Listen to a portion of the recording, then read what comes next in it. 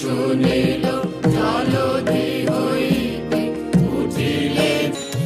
ঘনতম সাবৃত অম্বর ধরণী ঘরজি ঘন ধান্য পুষ্প ভরা আমার